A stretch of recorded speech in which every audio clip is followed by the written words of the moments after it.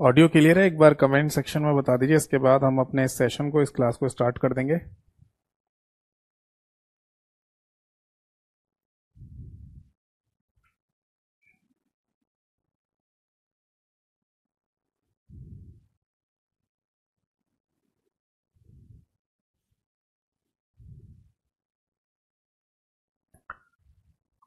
Audio clear है? एक बार comment.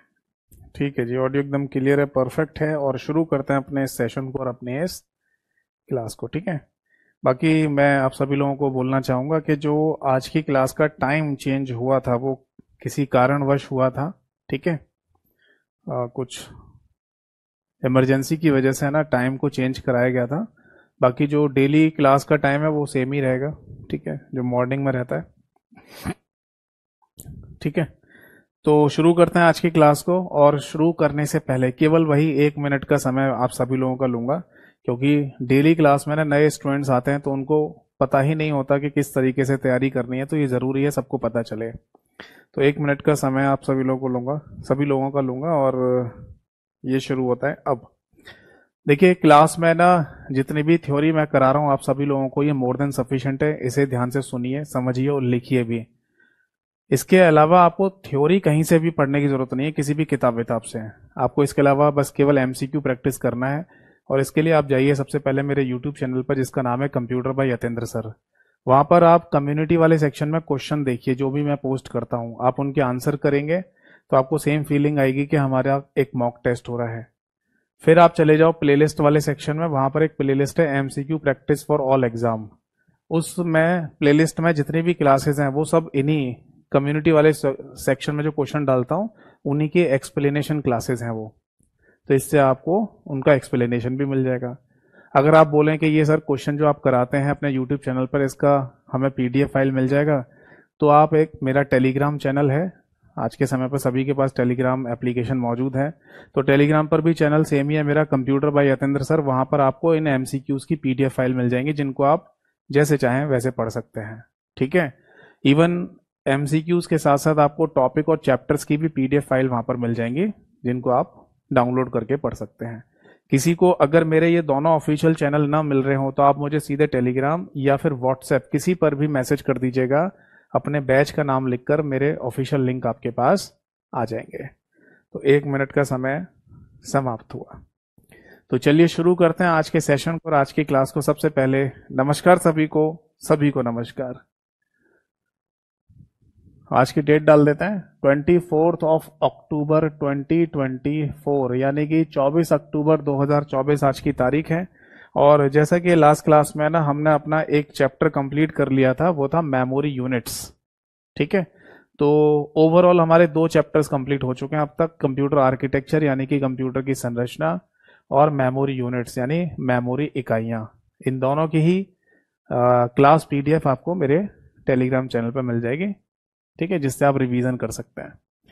तो आज की क्लास में ना हम अपना एक और नया चैप्टर स्टार्ट करने जा रहे हैं, जिसका नाम है कंप्यूटर हार्डवेयर। ठीक है, अब देखो हार्डवेयर पढ़ना जरूरी है। जी हाँ, जब आप है ना दिल्ली पुलिस का सिलेबस को देखेंगे ना, तो वहां पर लिखा हुआ है कंप्यूटर फंडामेंटल को पढ़ के आइए। और कंप्यूटर फंडामेंटल में कंप्यूटर हार्डवेयर भी आता है। यानी अभी तक हमने जो 2 चैप्टर पढ़े हैं, कंप्यूटर आर्किटेक्चर और मेमोरी यूनिट्स, वो भी कंप्यूटर फंडामेंटल के ही पार्ट हैं। और कंप्यूटर हार्डवेयर वाला जो चैप्टर है ये भी कंप्यूटर फंडामेंटल का ही पार्ट होता है। ठीक है, इवन अगर मान लो कहीं किसी सिलेबस में ऐसा भी लिखा हुआ मिल जाए कि आपको इनपुट आउटपुट डिवाइसेस वगैरह के बारे में भी पढ़ के आना है बेसिक फंडामेंटल में, तो भी आपको यही वाला चैप्टर पढ़ना होगा, कंप्यूटर हार्डवेयर।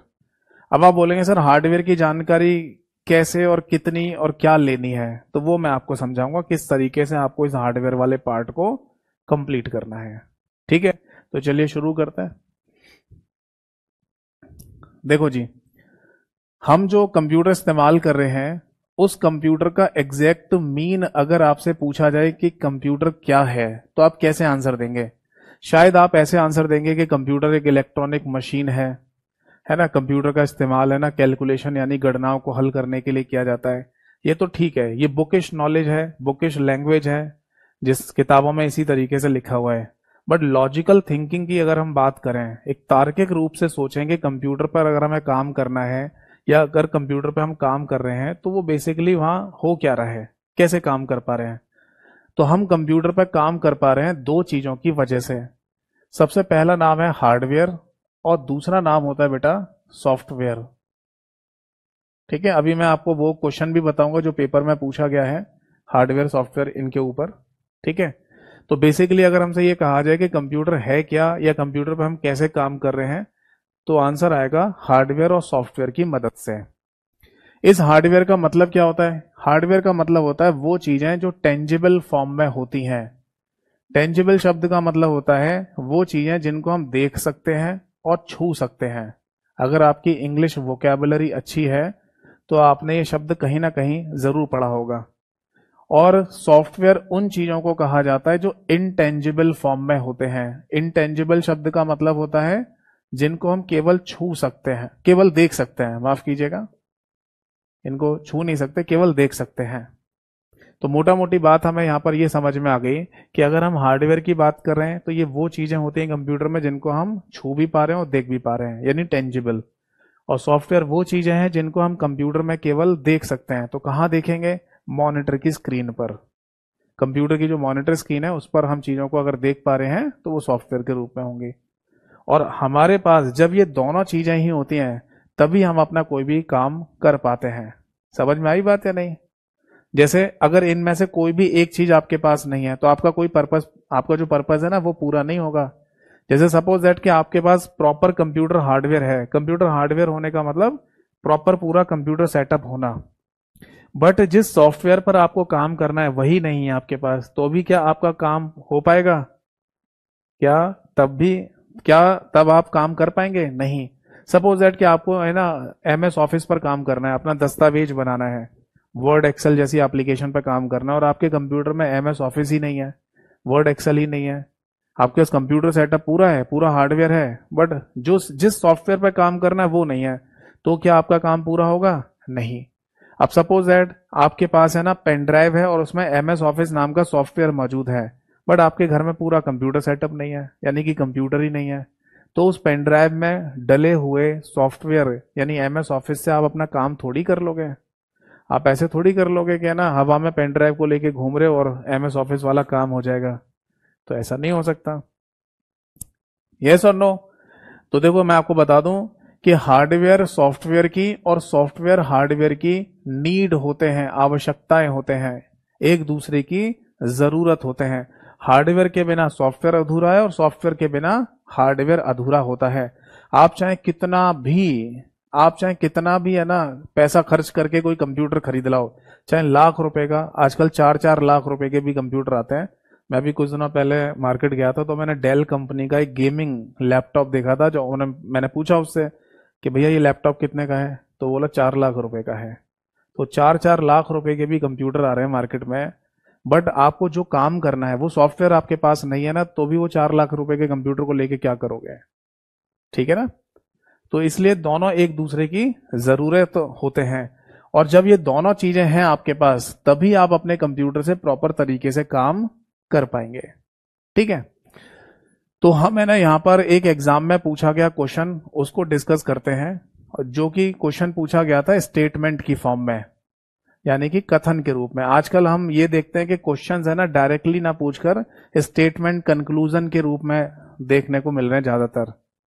आप है ना कोई भी मॉक टेस्ट वगैरह देना या कोई क्वेश्चन देखना पेपर वगैरह में, तो स्टेटमेंट कंक्लूजन वाले क्वेश्चन ज्यादा देखने को मिल रहे हैं। तो एक स्टेटमेंट पे ये लिखा हुआ मिला हमें, और उसमें यह था कि computer is a combination of hardware and software. बताइए ये स्टेटमेंट है ना सही है गलत है? देखो एक बात मैं आपको बता दूं कि हार्डवेयर को शॉर्ट में HW भी लिखा जा सकता है, तो हम यहां पर HW लिख देते हैं, और सॉफ्टवेयर को शॉर्ट में SW भी लिखा जा सकता है। तो बताइए ये स्टेटमेंट सही होगा या गलत होगा? हिंदी में अगर लिखना है तो बोलेंगे कंप्यूटर हार्डवेयर व सॉफ्टवेयर का युग्म होता है। कंप्यूटर हार्डवेयर व सॉफ्टवेयर का युग्म होता है। ये बात सही है गलत है?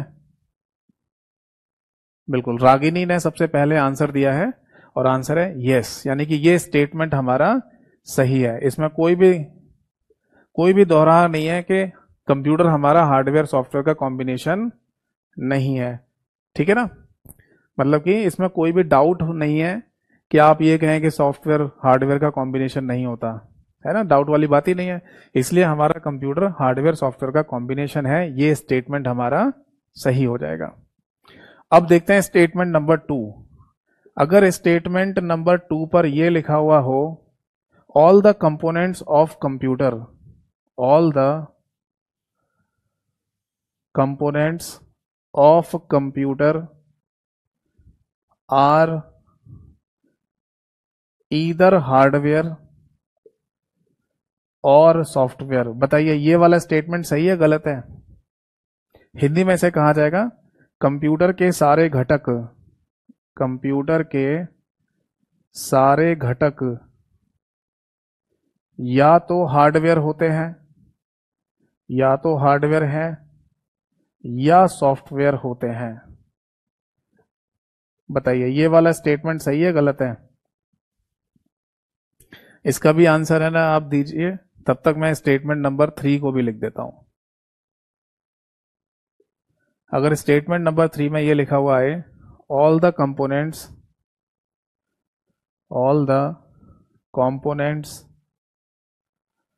Of computer are hardware and software. बताइए ये वाला स्टेटमेंट सही है? हिंदी में भी लिख लो, कंप्यूटर के सारे घटक, कंप्यूटर के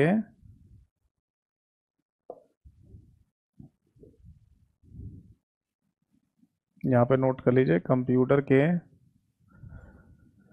सारे घटक हार्डवेयर व सॉफ्टवेयर होते हैं, हार्डवेयर व सॉफ्टवेयर होते हैं। बताओ ये वाला स्टेटमेंट सही होगा या गलत होगा? तो एक स्टेटमेंट तो हमारा सही हो गया, यानी कि स्टेटमेंट नंबर 1। अब सेकंड और थर्ड में हमें बात करनी है, ठीक है? तो स्टेटमेंट नंबर सेकंड में क्या लिखा हुआ है, कंप्यूटर के सारे घटक या तो हार्डवेयर हैं या सॉफ्टवेयर हैं। अब पहली बात तो ये आती है कि ये घटक क्या चीज होती है। तो मैं आपको बता दूं, कंप्यूटर में हर वो नाम जो लिया जा रहा है किसी के भी द्वारा, है ना, वो घटक ही कहलाता है। जैसे अगर मान लो कोई भी नाम लो आप, चाहे आप ये ना कीबोर्ड माउस की बात करें तो वो भी घटक कहलाते हैं। और अगर कंप्यूटर में MS ऑफिस या फिर आप VLC मीडिया प्लेयर या ऐसा कोई भी नाम लें तो वो भी घटक ही कहलाता है। यानी इन शॉर्ट हमें ये समझ में आ गई बात कि कंप्यूटर में हर वो चीज जो एज ए नाम ली जा रही है ना, उसको नाम लिया जा रहा है, वो घटक ही कहलाएगा। वैसे जनरली होता क्या है कि दिमाग में हमारे एक इमेज बन जाती है, घटक पूछ रहा है तो शायद हार्डवेयर जैसी डिवाइस होगी कोई, पर कंप्यूटर के केस में ऐसा नहीं है। कंप्यूटर में या तो हार्डवेयर हो या सॉफ्टवेयर हो, दोनों को ही घटक कहा जाता है ना। बट क्वेश्चन ये है कि कंप्यूटर के सारे घटक या तो हार्डवेयर होते हैं या सॉफ्टवेयर होते हैं, यानी कि इन दोनों में से कोई एक होता है, ये कह रहा है स्टेटमेंट नंबर 2। क्या ये बात सही है? जैसे सपोज दैट कि अगर है ना मेरे से कोई ये पूछे कि कीबोर्ड और माउस ये दोनों कंप्यूटर में क्या होते हैं, तो फिर है ना मैंने उन्हें बताया कि कीबोर्ड और माउस दोनों कंप्यूटर के केस में हार्डवेयर होते हैं, सॉफ्टवेयर नहीं होते हैं। ठीक है?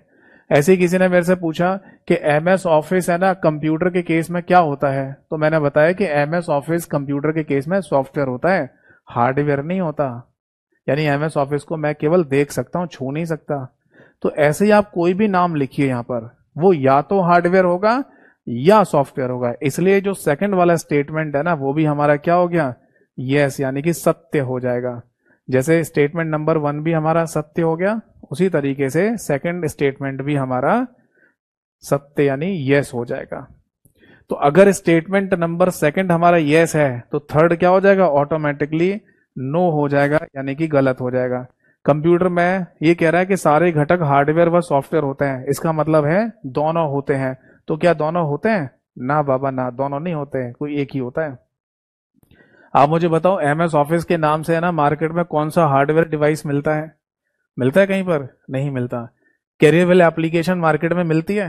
अब बाजार में खरीदने जाओगे तो कैरीवेल एप्लीकेशन मिलती है कहीं पर, और कैरीवेल एप्लीकेशन को हाथ में रख के ले आओ, मिलती है? नहीं, कैरीवेल एप्लीकेशन एक सॉफ्टवेयर है, हार्डवेयर नहीं है। ऐसी कीबोर्ड माउस हार्डवेयर है, सॉफ्टवेयर नहीं है। इसलिए यहाँ पर दो स्टेटमेंट हमारे सही हो गए और एक स्टेटमेंट हमारा गलत हो गया। ठीक है जी।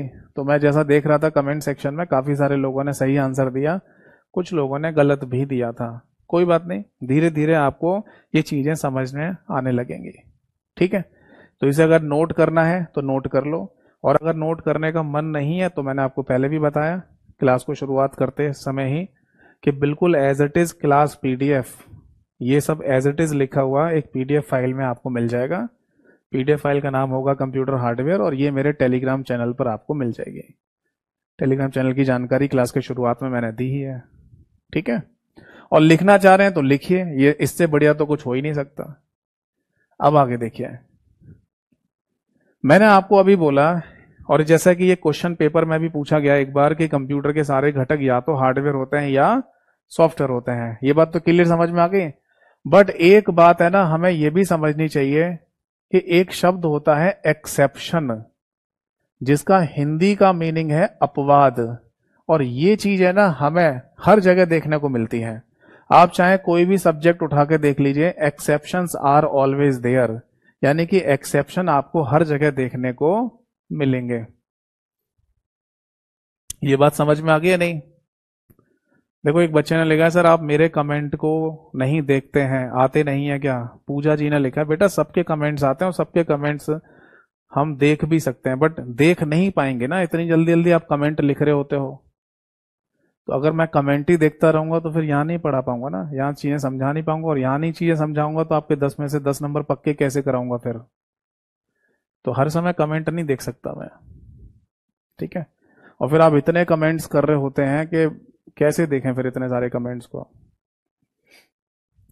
तो देखो, पहले जो चीजें हैं उन्हें समझा करो, कमेंट्स बाद में कर लेना। ठीक है, देखो एक्सेप्शन शब्द है ना हर जगह देखने को मिलता है हमको, यानी अपवाद हर जगह होते हैं।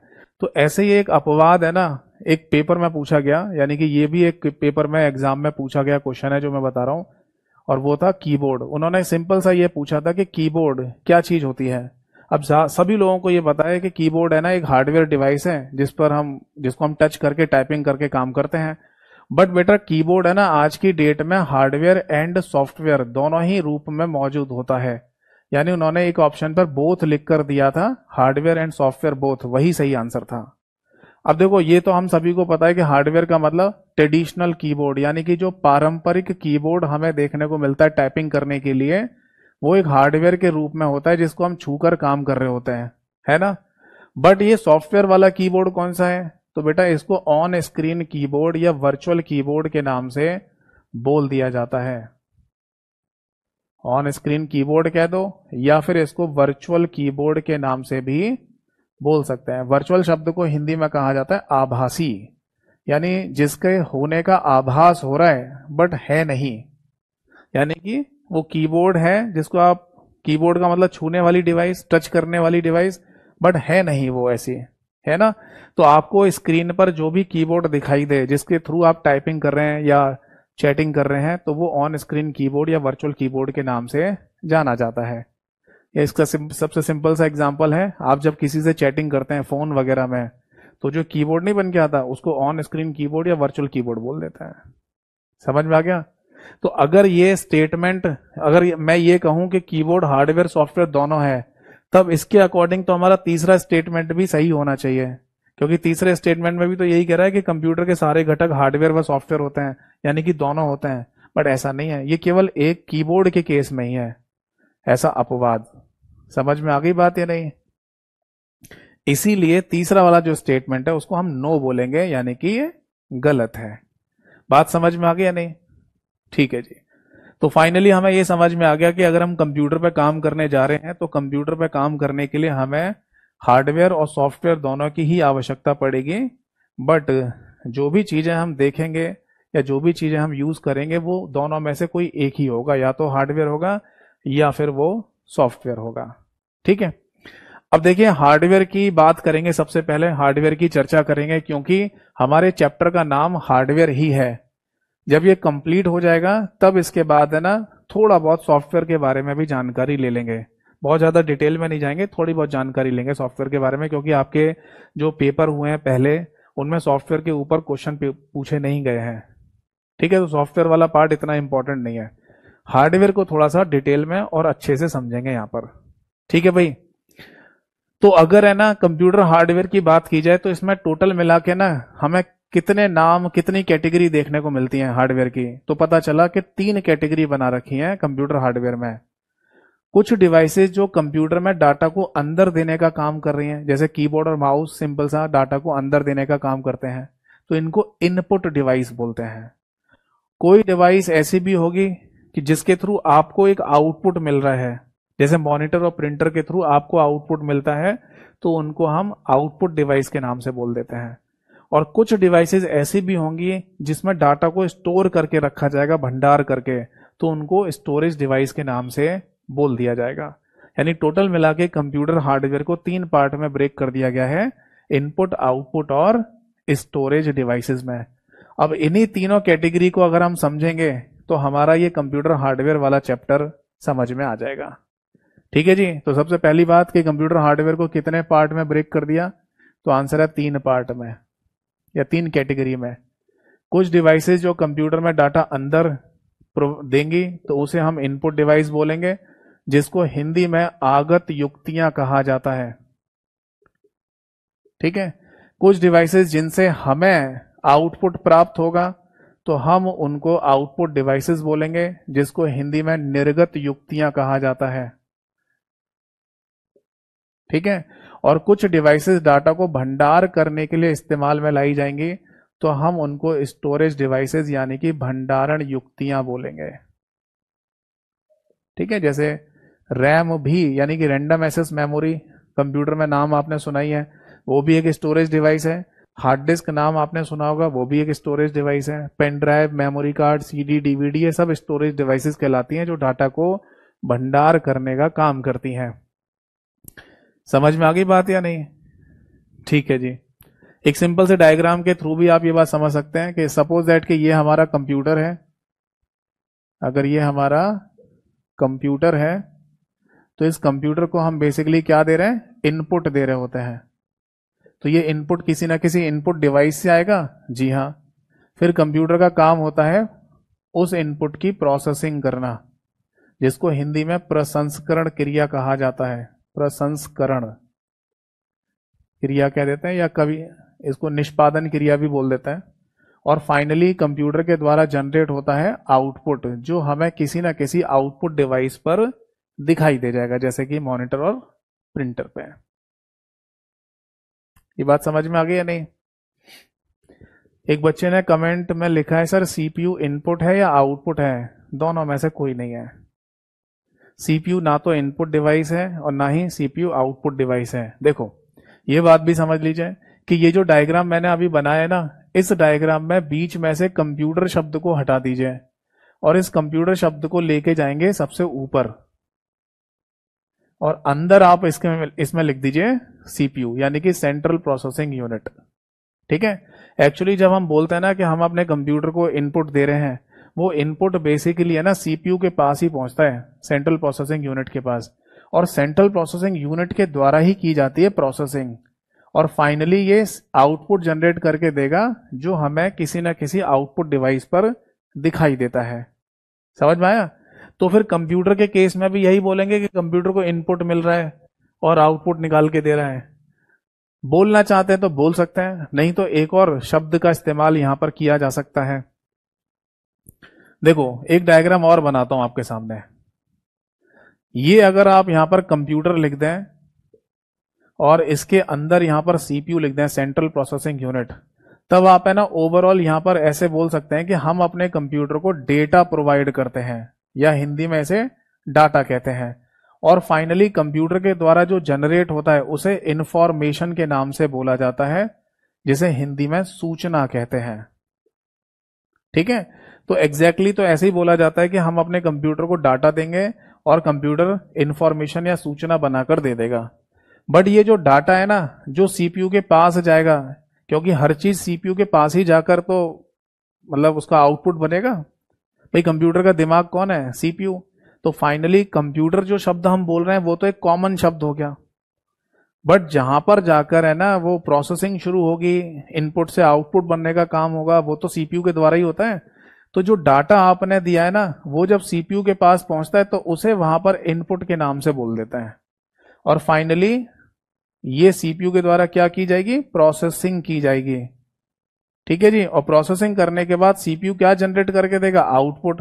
तो यही आउटपुट आपको एक इंफॉर्मेशन के रूप में किसी ना किसी डिवाइस पर दिखाई दे जाएगा।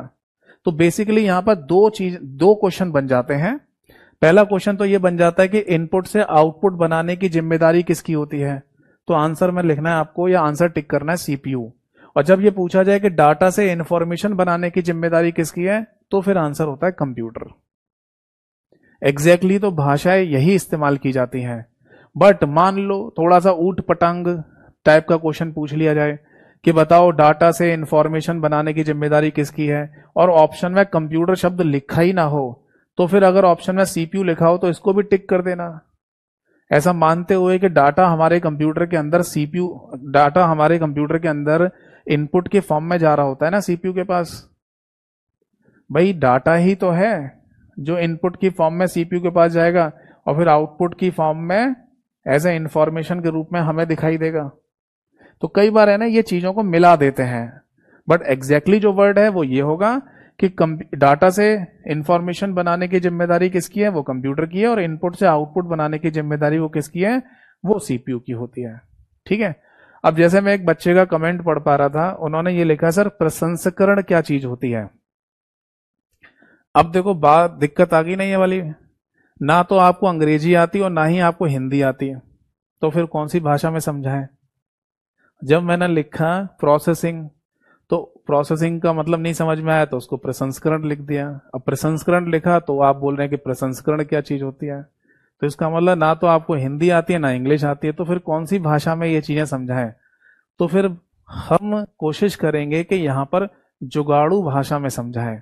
और ये जुगाड़ू भाषा क्या होती है समझाता हूं, यानी कि एग्जाम्पल। अगर हम यहां पर कोई एग्जाम्पल सेट कर दें तो शायद आपको प्रोसेसिंग का मतलब और प्रसंस्करण का मतलब भी शायद समझ में आ जाएगा।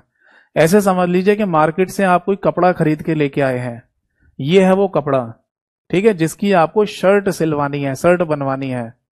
तो ये है आपकी शर्ट, ये है आपका कपड़ा, तो ये कौन है? ये दर्जी है, टेलर, जो इसको सिल के देगा। आप समझ में आ गया?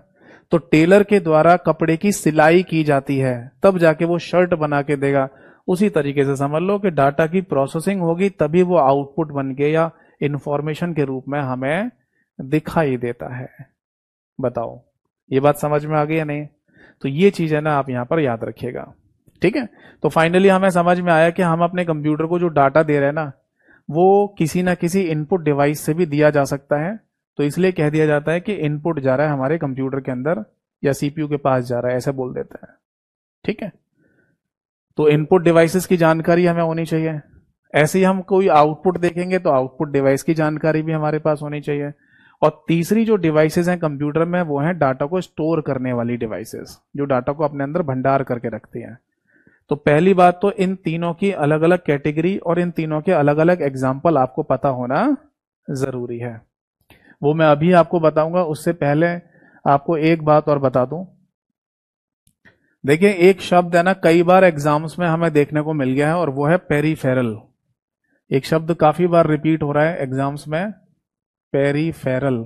हिंदी में भी इसको पेरीफेरल ही कहा जाता है। ठीक है। अगर केवल इतना नहीं लिखा हुआ आएगा तो पेरीफेरल डिवाइसेस ऐसा लिखा हुआ आ जाएगा, यानी कि पेरीफेरल युक्तियां। अब इसका क्या मीनिंग है समझाता हूं।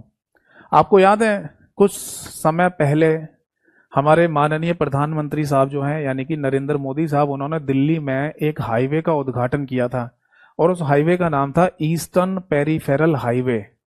तो ईस्टर्न शब्द का मतलब भी समझ में आता है, हाईवे शब्द का मतलब भी समझ में आता है। ये पेरीफेरल शब्द है ना वहां पर क्यों इस्तेमाल में लाया गया था? Eastern peripheral highway. तो पेरीफेरल शब्द उस हाईवे में इसलिए इस्तेमाल में लाया गया क्योंकि जिस व्यक्ति को दिल्ली से आगे जाना है, और रास्ता है दिल्ली में अंदर होके, तो पता है दिल्ली में रश बहुत ज्यादा रहता है, ट्रैफिक जैम होने की समस्या दिल्ली में बहुत ज्यादा रहती है। तो इसलिए अगर किसी व्यक्ति को दिल्ली से आगे जल्दी जाना है तो वो उस हाईवे का इस्तेमाल करते हुए बाहर बाहर होके निकल जाए दिल्ली से आगे। तो एक शब्द हमें यहां सुनने को मिला, बाहर बाहर होकर, है ना।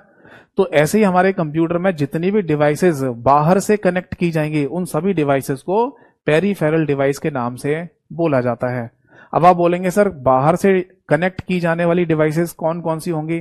तो पहली बात तो ये समझ लो कि यहां पर जो कंप्यूटर शब्द इस्तेमाल में लाया जा रहा है वो है साइड में खड़ा हुआ डब्बा, जिसको आप सिस्टम यूनिट के नाम से बोलते हैं या जानते हैं। सिस्टम यूनिट कह दो या कैबिनेट कह दो, यहीं से तो शुरुआत की थी हमने अपने कंप्यूटर सब्जेक्ट की।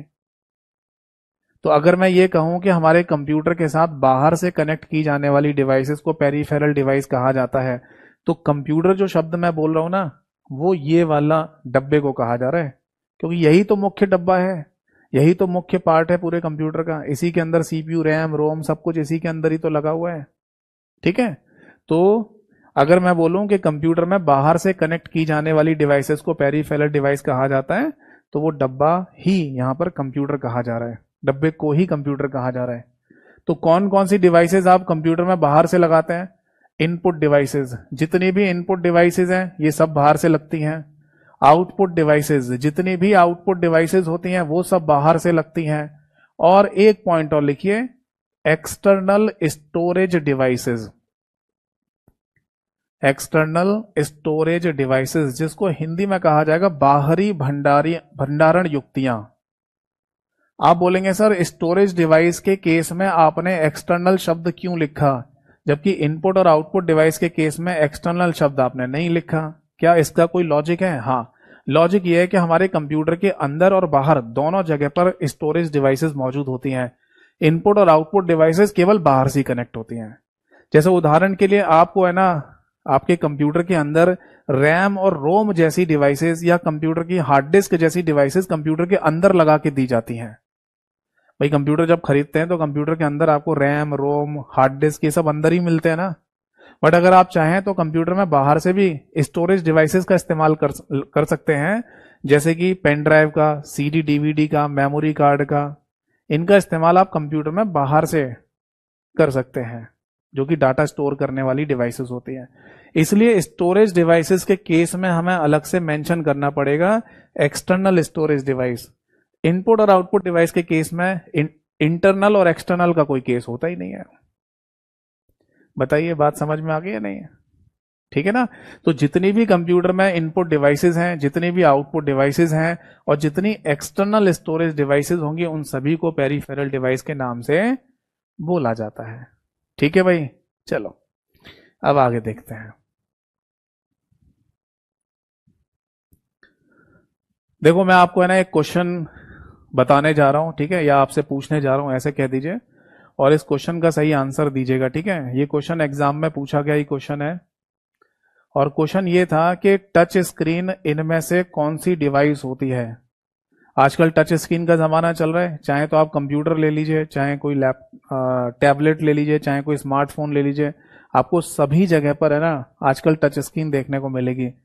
तो क्वेश्चन ये है कि टच स्क्रीन कौन सी डिवाइस होती है, इनपुट डिवाइस या टच स्क्रीन आउटपुट डिवाइस होती है, या touch screen input output both device होती है, या फिर टच स्क्रीन कोई स्टोरेज डिवाइस होती है। क्या लगता है आपको? जो भी आपके दिमाग में आए वो आप बता सकते हैं, जरूरी नहीं कि यहाँ कोई नंबर मिलने वाले हैं आपको, आप बस अपने दिमाग से बता सकते हो सोच के कि अगर मैं मोबाइल फोन में टच स्क्रीन का इस्तेमाल कर रहा हूँ तो वो टच स्क्रीन क्या होगी, कोई इनपुट डिवाइस है या कोई आउटपुट डिवाइस है। बट इनपुट और आउटपुट का मीनिंग तो समझ में आ ही गया ना, मतलब जिन चीज़ों से या जिन डिवाइसेस से हम डाटा अंदर दे रहे हैं वो इनपुट डिवाइस होंगी, जिन डिवाइसेस से हमें देखने को मिल रहा है या हमें कुछ प्राप्त हो रहा है वो आउटपुट डिवाइस है। तो क्या लगता है कि टच स्क्रीन क्या हो सकती है? ठीक है, बहुत सारे लोगों ने आंसर दिया है। ठीक है, ठीक है, चलिए मैं समझाने की कोशिश करता हूं। देखो, क्या आपको पता है हमारे स्मार्टफोन में जो टच स्क्रीन लगी है, या कोई अगर लैपटॉप वगैरह या कोई टैबलेट वगैरह हम जो लेके आते हैं उसमें जो टच स्क्रीन लगी होती है उसका कॉन्सेप्ट क्या है? ये कॉन्सेप्ट केवल नॉलेज के लिए मैं आपको समझा रहा हूँ, इसे नोट मत करना, ठीक है, इसे नोट मत कीजिएगा डायग्राम को। एक्चुअली पता है क्या होता है, हमारी टच स्क्रीन जो लगी हुई है, उस टच स्क्रीन का पूरा जो स्ट्रक्चर यानी संरचना है वो कुछ इस तरीके से होती है। आप बोलेंगे सर 4 टच स्क्रीन बना रहे हो क्या? नहीं नहीं, 4 नहीं है तो ये एक ही है। बट एक्चुअली टच स्क्रीन में ये 4 पार्ट होते हैं, पहला, दूसरा, तीसरा और ये चौथा। ये सबसे लास्ट में जो चौथा वाला पार्ट है ये होता है बेटा डिस्प्ले, ठीक है, जिस पर हमें चीजें दिखाई देती हैं। और डिस्प्ले पर जो चीज हमें दिखाई दे रही है उसे आउटपुट के नाम से बोल देते हैं। जैसे कंप्यूटर की मॉनिटर स्क्रीन पर हमें चीजें दिखती है ना, तो हम आउटपुट देख रहे होते हैं मॉनिटर स्क्रीन से, वैसे ही डिस्प्ले होता है। और जो सबसे ऊपर की तरफ लगा हुआ है ये कहलाता है बेटा टच पैनल। आप बोलेंगे सर ये टच पैनल वही है जो हम है ना मोबाइल के स्क्रीन की प्रोटेक्शन के लिए टेम्पर्ड ग्लास लगवा लेते हैं? नहीं, वो नहीं है। अगर आप अपने मोबाइल फोन की टच स्क्रीन को बचाने के लिए, प्रोटेक्शन के लिए टच गार्ड या टेम्पर्ड ग्लास वगैरह लगवा रहे हैं, वो एक अलग केस है। वो चीज आपकी मर्जी, लगवाना चाहो लगवाओ, नहीं लगवाना चाहो मत लगवाओ। कुछ लोग बिना टेम्पर्ड ग्लास के भी मोबाइल फोन चलाते रहते हैं, है ना। तो मैं टच गार्ड और टेम्पर्ड ग्लास उन सब की बात नहीं कर रहा। आपने अभी अभी नया कोई मोबाइल फोन खरीदा है, खोला है, तो उसमें जो ऊपर की तरफ पार्ट है जिसको आप टच कर रहे हो उसको बेसिकली टच पैनल कहते हैं। और इसी टच पैनल से आप अपने स्मार्टफोन को क्या देते हैं? इनपुट देते हैं। तो बेसिकली ये जो पूरा पार्ट है ना आपकी टच स्क्रीन में, यही है ना टच स्क्रीन कहलाता पूरा मिलके। यानी कि सबसे ऊपर टच पैनल और सबसे लास्ट में डिस्प्ले, तो ये पूरा मिला के क्या कहलाता है? इसी को ही टच स्क्रीन के नाम से बोलते हैं। तो इसमें टच पैनल अलग चीज है, टच स्क्रीन पूरे को कह रहे हैं। बट अब थोड़ा सा समझ भी लेते हैं कि ये काम कैसे करती है। यानी कि हम यहां पर टच कर रहे हैं और हमें सब कुछ यहां पर दिखाई दे रहा है। कैसे? जैसे कैरिवल एप्लीकेशन को आपने अभी शाम को 6 बजे करीब ओपन किया होगा, तो आपने क्या किया होगा? फोन को ऑन किया और फाइनली कैरिवल एप्लीकेशन के आइकन पर टच किया होगा और वो खुल के आ गई होगी। फिर आप क्लासेस वगैरह देखना शुरू कर देते हैं। तो ये काम कैसे कर रहा है? तो एक्चुअली होता क्या है कि जैसे हम टच पैनल से टच करते हैं तो इसका मतलब इनपुट देते हैं, तो फाइनली हमारी टच स्क्रीन के नीचे ना ऐसे 2 लेयर लगी होती हैं। ये एक विशेष प्रकार के मटेरियल की लेयर बनाई गई है जिनको इंडियम टिन ऑक्साइड कहा जाता है। इंडियम टिन ऑक्साइड नाम का ये मटेरियल होता है जिसकी विशेष लेयर बनाई गई है और ये लगी हुई है कुछ इस तरीके से। दूसरी बात, इन दोनों लेयर के बीच में ना गैप होता है, ये दोनों आपस में टच नहीं होती हैं, इनके बीच में गैप होता है। तो अब आप ऐसे समझिए, सबसे लास्ट में रखी हुई डिस्प्ले के ऊपर तीसरी वाली लेयर है, तीसरी वाली लेयर के ऊपर दूसरी वाली लेयर है और दूसरी वाली लेयर के ऊपर पहली वाली लेयर है। तो ये पूरा मिला के टच स्क्रीन बनाया जाता है। अब होता क्या है कि जब आप किसी टच पैनल पर जहां कहीं भी टच करते हैं, जहां कहीं भी आपने टच किया, उस केस में ना ये दोनों लेयर आपस में टच हो जाती हैं। कैसे? आप सेकंड वाली लेयर को कुछ देर के लिए ऐसे मान लो कि वो तीसरे के ऊपर रखी हुई है, तो ऊपर से देखने पर ऐसे ही दिखाई देगी या नहीं? अगर मैं थर्ड वाली लेयर के ऊपर सेकंड वाली लेयर को रखूं तो ऊपर से तो ऐसे ही दिखाई देगा ना।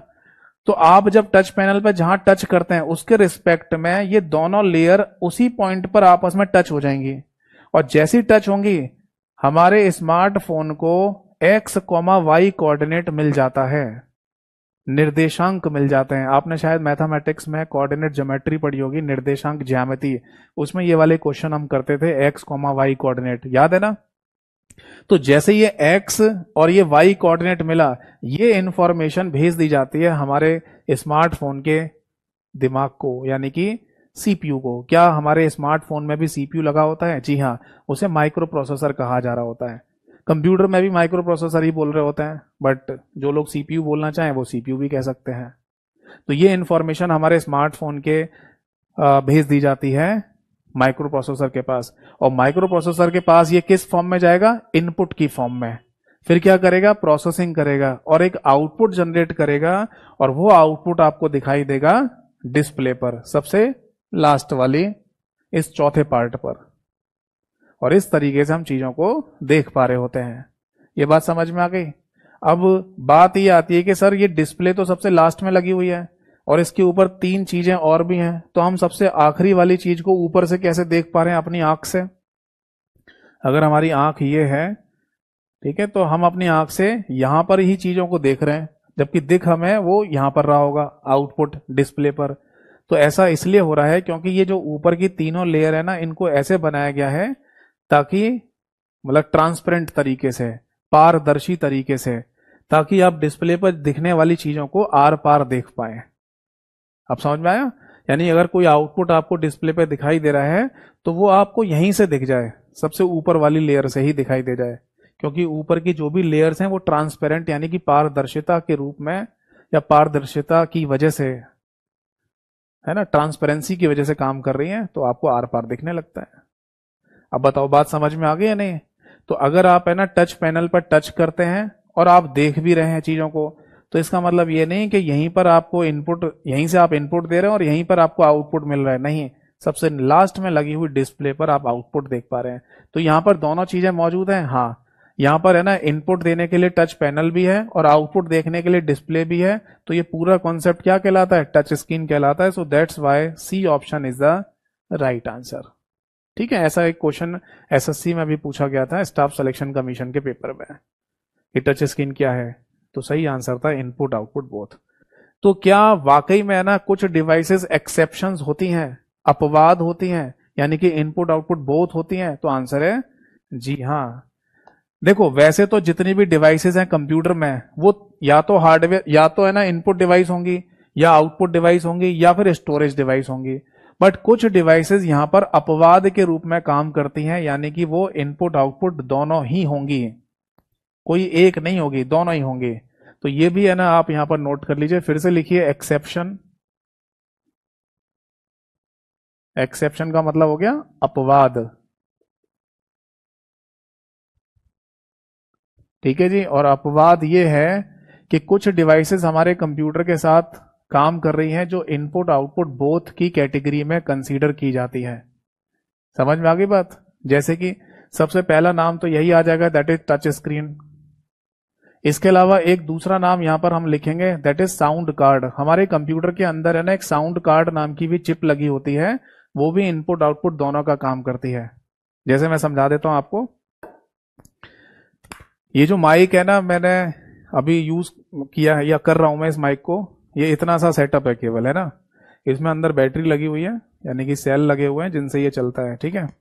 तो बेसिकली ये है माइक, ठीक। और इस माइक के द्वारा मेरे गले से निकलने वाली जो साउंड वेव है, यानी कि ध्वनि तरंगे हैं, वो कैप्चर की जा रही हैं, और इस ट्रांसमीटर के द्वारा ये वायरलेस यानी कि बिना तार के मेरे सामने एक डिवाइस रखी हुई है, वो बिल्कुल वैसी ही है जैसे सेट टॉप बॉक्स होता है। आप जब टीवी देखते हैं तो टीवी के ऊपर या नीचे आपको सेटअप बॉक्स दिखाई देता है, उसी जैसी डिवाइस रखी है। अब मैं उसको उठाकर नहीं दिखा सकता, वरना ये साउंड सेटअप गड़बड़ हो जाएगा, आवाज खराब हो जाएगी फिर, वरना उसे भी दिखा देता।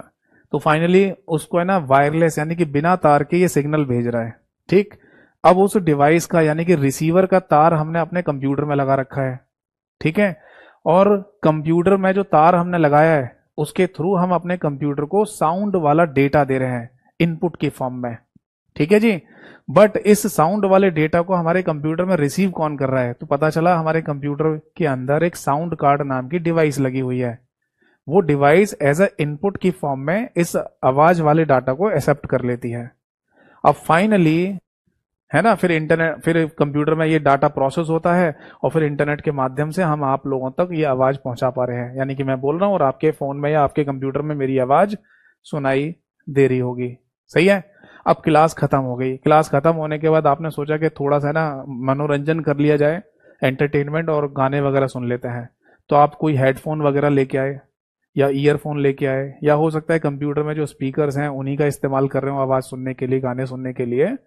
तो आप है ना जब कोई गाने वगैरह प्ले करते हैं, कोई सॉन्ग्स वगैरह है ना सुनना चाहते हैं, तो उस केस में इसी साउंड कार्ड के द्वारा ही आउटपुट वाला डाटा, साउंड वाला डाटा एज अ आउटपुट बाहर निकाला जा रहा होता है। यानी ऐसे मान लो कि अगर आप है ना अपने कंप्यूटर में कोई हेडफोन लगा लेते हैं गाने सुनने के लिए, तो साउंड कार्ड के द्वारा ही साउंड वाला डाटा बाहर निकाला जा रहा है, फिर हेडफोन में जो लगे हुए स्पीकर्स होते हैं उनसे आप आवाज सुन रहे होते हैं।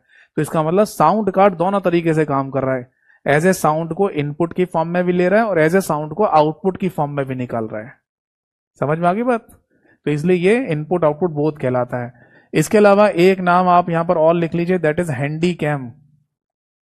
हैंडी कैम, या फिर लिख लीजिए डिजिटल कैमरा। देखो आजकल है ना जो कैमरे हैं वो केवल कैमरे नहीं रह गए, वो है ना डिजिटल कैमरे टाइप के बन गए हैं। यानी कि आप जिस कैमरे से कोई भी फोटो इमेज वगैरह कैप्चर कर रहे हैं या कोई वीडियो वगैरह बना रहे हैं, तो वो हैंड टू हैंड है ना उस कैमरे में लगे हुए डिस्प्ले पर भी आप देख सकते हैं। पहले याद है पुराने टाइम पर जो कैमरे हुआ करते थे, उससे फोकस करके ऐसे फोटो खींचते थे, क्लिक, और फाइनली वो जो कैमरे के अंदर रोल होता था उसको भेजा जाता था स्टूडियो में। फिर स्टूडियो से है ना फोटोग्राफ आते थे, तब देखते थे अच्छा हमने ये फोटोग्राफ खींचे थे, सही खींच गए फोटो। होता था ऐसा, कोडेक वगैरह के जो कैमरे वगैरह चला करते थे। तो पहली बात तो ये ध्यान रखना कि केवल कैमरा शब्द आ जाए और पूछा जाए कि कैमरा कौन सी डिवाइस है, तो आंसर होगा इनपुट डिवाइस। पर जब डिजिटल कैमरा और हैंडी कैम जैसे शब्द लिखे हुए आ जाए तो ये इनपुट आउटपुट दोनों होते हैं। क्यों? क्योंकि आजकल आप देख ही रहे हैं, जैसे ही आप किसी कैमरे से फोटो खींचेंगे या वीडियो बनाते हैं, तुरंत डिस्प्ले पर देख लेते हैं सही है नहीं। अगर नहीं सही है तो बोल देंगे भैया रुक जाओ, अभी दोबारा फोटो खींचेंगे, फिर फोटो खींचते हैं, अब ठीक आ गई है। तो जो आजकल डिजिटल कैमरे हैं या हैंडी कैम है, उनको दोनों तरीके से कंसीडर किया जा रहा है। कैसे? उसमें इनपुट के लिए कैमरा भी लगा हुआ है और display as a output device लगी हुई है। यस और नो? जैसे टच स्क्रीन का केस था ना, टच पैनल भी और डिस्प्ले भी है, तभी तो टच स्क्रीन को इनपुट आउटपुट दोनों बोला। तो डिजिटल कैमरा या हैंडी कैम ये भी इनपुट आउटपुट बोथ का उदाहरण है। इसके अलावा एक और एग्जांपल लिखना चाहें तो लिख लीजिए NIC.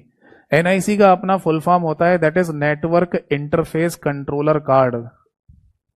Network interface controller card, ये क्या चीज है? एक नाम और लिख लो फिर समझाता हूं। एक और नाम लिख लीजिए मॉडेम। ये नाम तो शायद आपने सुना ही होगा। ठीक है, इंटरनेट के केस में मॉडेम की हमें आवश्यकता पड़ती है और मॉडेम को मॉड्यूलेटर, डी मॉड्यूलेटर के नाम से बोला जाता है।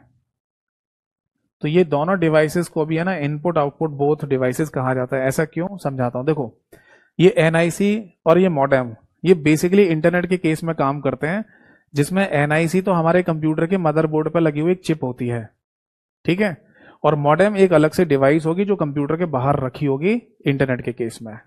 समझ में आ गई बात? तो देखो समझाता हूं आपको। जब हम इंटरनेट कनेक्शन यूज करते हैं और इंटरनेट के केस में हमें मॉडेम नाम की एक डिवाइस दी गई, तो इस मॉडेम नाम की डिवाइस के थ्रू क्या होता है, इंटरनेट का डाटा आता है और हमारे कंप्यूटर की तरफ जाएगा, ठीक है। बट अगर हम अपने कंप्यूटर से कोई डाटा इंटरनेट के थ्रू आउटसाइड वर्ल्ड में भेजना चाहें तो भेज सकते हैं ना।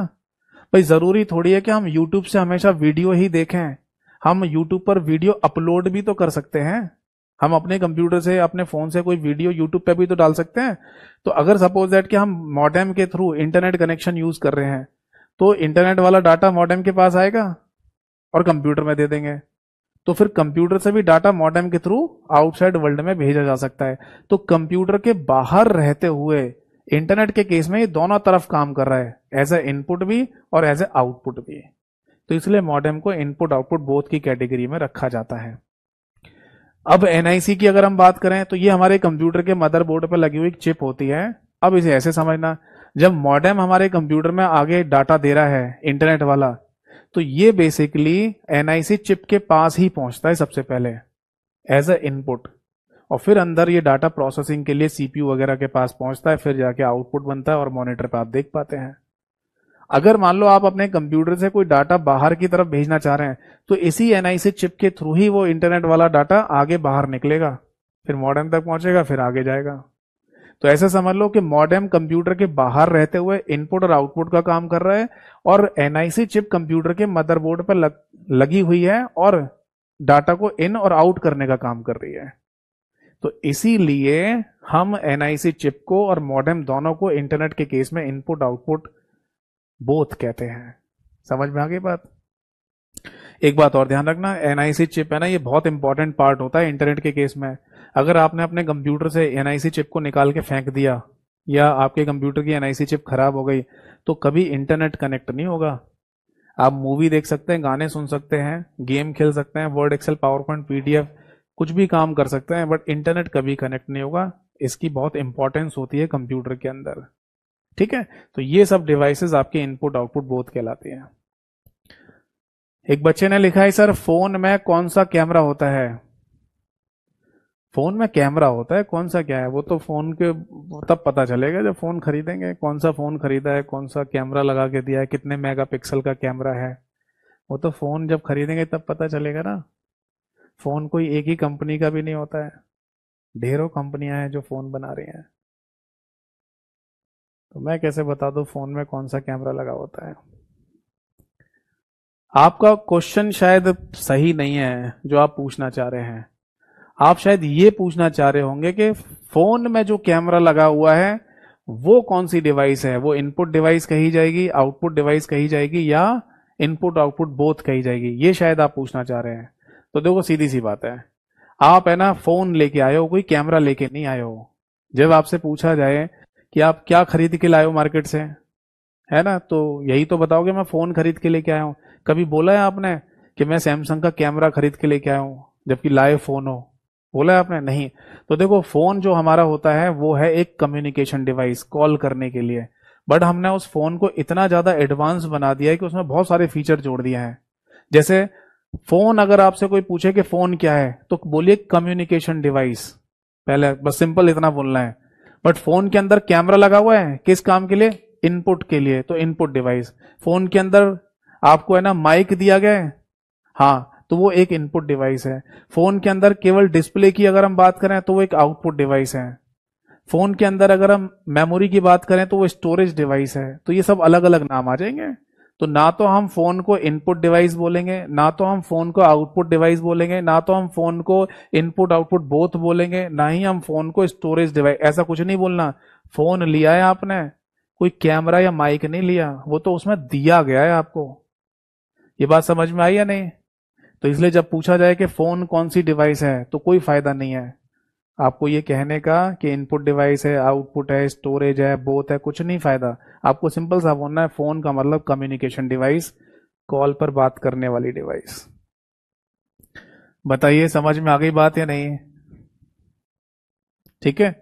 तो देखिए अब है ना एक एक करके हम सभी कैटेगरी को डिस्कस करेंगे। एक बच्चे ने लिखा सर एनआईसी को दोबारा रिपीट कर दीजिए। एनआईसी सिंपल सा मैंने आपको बताया, इंटरनेट के केस में काम करता है और कंप्यूटर के मदरबोर्ड पे एक चिप होती है बस। तो इंटरनेट का डाटा जब कंप्यूटर के अंदर आता है या कंप्यूटर से कोई डाटा बाहर निकलता है इंटरनेट के केस में, तो एनआईसी चिप के थ्रू ही निकलता है या आता है। तो वो दोनों साइड में काम कर रही है, दोनों तरीके से। ठीक है, इसलिए एनआईसी चिप को इनपुट आउटपुट बोथ की कैटेगरी में रखा जाता है। ठीक है, चलो अब आगे देखो।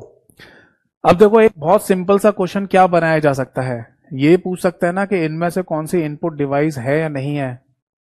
ये पूछ सकता है ना कि इनमें से कौन सी इनपुट डिवाइस है या नहीं है।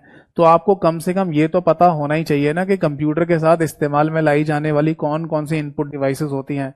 सबके नाम तो एटलीस्ट पता होने ही चाहिए। तो मैं आप सभी लोगों से एक रिक्वेस्ट करूंगा कि आप कमेंट सेक्शन में अब केवल इनपुट डिवाइसेस के नाम लिखकर बता दीजिए, फिर हम आज की क्लास को यहीं समाप्त कर देंगे क्योंकि टाइम होने वाला है। फिर आगे नेक्स्ट क्लास में डिस्कस करेंगे। ठीक है, तो मुझे ये बताइए कौन कौन सी डिवाइसेस हैं जिनको इनपुट डिवाइस कहा जा सकता है। आप कमेंट में लिखिए, मैं यहां पर लिखता हूं।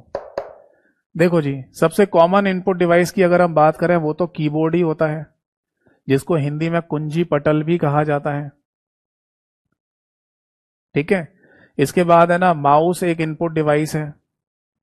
इसके बाद एक नाम और लिखिए, दैट इज बीसीआर, ये भी इनपुट डिवाइस है। ओसीआर इनपुट डिवाइस है। ओएमआर इनपुट डिवाइस है। एमआईसीआर एक इनपुट डिवाइस है।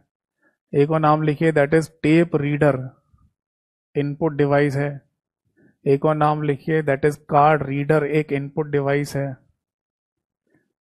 नेक्स्ट लिखिए किम्बॉल टैग रीडर, ये भी एक इनपुट डिवाइस है।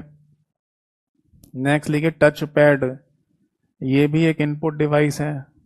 कार्ड रीडर, ये लिख दिया मैंने।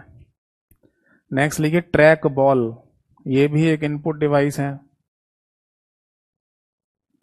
नेक्स्ट लिखिए स्टाइलस, ये भी एक इनपुट डिवाइस है। एक नाम और लिख लीजिए, दैट इज लाइट पेन, ये भी एक इनपुट डिवाइस है। जॉयस्टिक, ये नाम सुना होगा आपने, ये भी एक इनपुट डिवाइस है। बायोमेट्रिक, ये भी एक इनपुट डिवाइस है। स्कैनर, ये भी एक इनपुट डिवाइस है। ठीक है, इसके बाद लिख लीजिए कैमरा, ये भी एक इनपुट डिवाइस है। वेब कैम, ये भी एक इनपुट डिवाइस है। और एक और लिख लो, दैट इज माइक, जिससे मैं बोलकर आपको पढ़ा रहा हूं। माइक को शॉर्ट में MIC लिखते हैं और फुल फॉर्म में इसको माइक्रोफोन कहा जाता है। ठीक है जी, ये नोट कर लीजिए, ये नोट कीजिए पहले तो, फिर कोई डाउट है तो पूछो। एक बच्चे ने लिखा सर चार्जर कैसा डिवाइस है। देखो मोबाइल फोन का जो चार्जर है ना, अब आप खुद सोच के देखिए, ऐसा बोलने की जरूरत नहीं है आपको, फिर तो आप हर चीज को ऐसे ही बोलने लग जाओगे कि वो इनपुट आउटपुट डिवाइस है या नहीं है ना। तो आप ये थोड़ा सोच के भी देखिए कि चार्जर मोबाइल फोन की आप बात कर रहे हैं तो कैसे काम कर रहे हैं। जैसे मोबाइल फोन के चार्जर को आप बिजली के बोर्ड में अगर लगा दें तो बिजली है ना चार्जर के थ्रू मोबाइल फोन में ही जा रही है ना, एक ही तरफ जा रही है ना। कभी ऐसा हुआ है कि आपने अपने मोबाइल फोन का चार्जर कनेक्ट करके पूरे घर को बिजली दे दी हो? बताइए, क्या ऐसा कभी हुआ है कि मोबाइल फोन से आपने पूरे, जैसे बिजली चली गई, अचानक इलेक्ट्रिसिटी कट हो गई है ना, जिसको बिजली चले जाना कहा जाता है, तो उस समय ऐसा हुआ कि मोबाइल फोन का चार्जर लगा के आपने मोबाइल फोन से पूरे घर को बिजली दे दी हो? तो दो साइड में तो काम ही नहीं कर रहा, तो फिर आप इन चक्करों में क्यों पड़ रहे हो कि है ना चार्जर क्या होता है। समझ में आ रहा है क्या कह रहा हूं? हर चीज को एक ही तराजू में तोला नहीं जाता है। अब आपके दिमाग में कुछ भी नाम आ जाए और आप ये बोलें कि बताओ इनपुट आउटपुट होगा या नहीं, तो ऐसा थोड़ी होता है। और बताइए। ट्रैक्टर बॉल, बेटा ट्रैक्टर बॉल नहीं लिखा मैंने, ट्रैक बॉल लिखा है, आपने तो ट्रैक्टर ही बना दिया। एक बच्चे ने पूछा है सर प्रिंटर कैसा डिवाइस है। प्रिंटर एक आउटपुट डिवाइस होती है। देखो चार नाम बता रहा हूं आउटपुट डिवाइस में, जो हम आगे देखेंगे पढ़ेंगे इनके बारे में। प्रिंटर, मॉनिटर, स्पीकर, प्रोजेक्टर, ये आउटपुट डिवाइस होती है।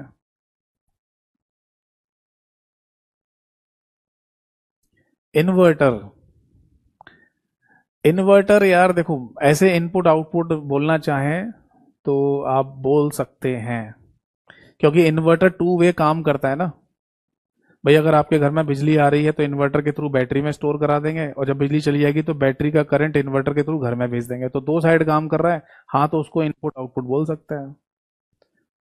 ठीक है, चलो।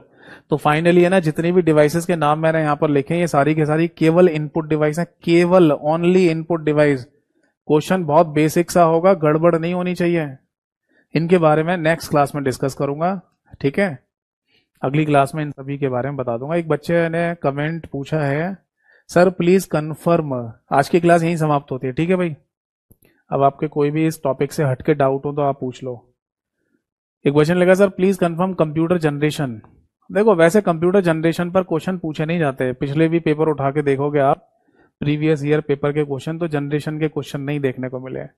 बट आपकी बहुत इच्छा है, आपकी विश है ना, आप पढ़ना ही चाहते हैं जनरेशन और हिस्ट्री जनरेशन वगैरह को, तो आप पढ़ सकते हो। मेरे जिस टेलीग्राम चैनल की मैं आपको जानकारी दे रहा था क्लास के शुरुआत में, जहां पर आपको सारी PDF फाइल मिल जाएंगी, वहां पर हिस्ट्री जनरेशन की भी PDF मौजूद है। हिंदी में अलग है, इंग्लिश भाषा में अलग है, तो आप पढ़ लेना। कुछ समझ में ना आए तो पूछ लेना,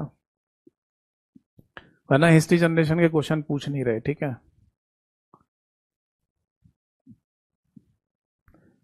एक बच्चा ने कहा sir please binary system 10A 11B 12B 3D वाली वैल्यू करा दो। आप नंबर सिस्टम की बात कर रहे हो क्या? चलो वो आगे देखेंगे, अब एकदम से बीच में कैसे करा दूं आपको। ठीक है भाई, तो आज की क्लास और आज के सेशन को यहीं समाप्त करते हैं। अगली क्लास में मिलेंगे और इसके आगे के पार्ट को डिस्कस करेंगे। बिल्कुल सिंपल भाषा में इसी तरीके से आगे मैं आपको समझाता जाऊंगा चीजें, और इसी तरीके के क्वेश्चन पूछे जाते हैं पेपर में। ठीक है, थैंक यू सो मच सभी को।